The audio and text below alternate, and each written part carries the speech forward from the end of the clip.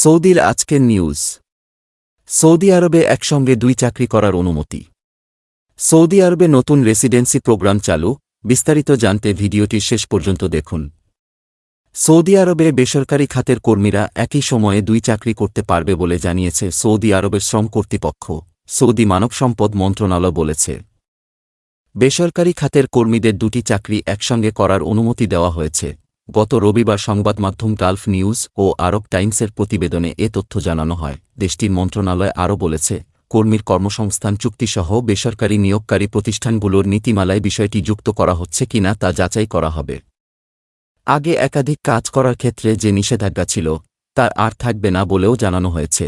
সম্প্রতি চাকরির বাজার নিয়ন্ত্রণ এবং প্রতিযোগিতা বাড়াতে এমন সিদ্ধান্ত নিয়েছে সৌদি আরব কর্তৃপক্ষ। পরিকল্পনাটি চুক্তিভিত্তিক সম্পর্কের পক্ষের অধিকার সংরক্ষণ, কর্মচারীর উৎপাদনশীলতা বৃদ্ধির জন্য একটি স্থিতিশীল শ্রম পরিবেশ প্রদান এবং চাকরির বাজার বৃদ্ধির জন্য নকশা করা হয়েছে। বেসরকারি খাতের পৃষ্ঠপোষকতা বাড়াতে ব্যাপক সংস্কারও করা হচ্ছে। সৌদি আরবে নতুন রেসিডেন্সি প্রোগ্রাম চালু, দক্ষ পেশাদার এবং বিনিয়োগ আকর্ষণ করার লক্ষ্যে সৌদি আরব বৃহস্পতিবার নতুন রেসিডেন্সি প্রোগ্রাম চালু করেছে। উপসাগরীয় দেশটি তার অর্থনীতিকে জীবাশ্ম জ্বালানি থেকে দূরে রাখার পরিকল্পনা নিয়ে এগিয়ে যাচ্ছে। রয়টার্সের এক প্রতিবেদন থেকে এ তথ্য জানা গেছে। প্রতিবেদন অনুসারে দেশটির সরকার এক বিবৃতিতে বলেছে, এ উদ্যোগের লক্ষ্য হল কর্মসংস্থানের সুযোগ তৈরি করে এবং জ্ঞান স্থানান্তরকে উৎসাহিত করে দেশের অর্থনৈতিক রূপান্তরকে আরও চালিত করা। রয়টার্স বলেছে, সৌদি আরব 5টি নতুন প্রিমিয়াম রেসিডেন্সি প্রোগ্রাম চালু করেছে।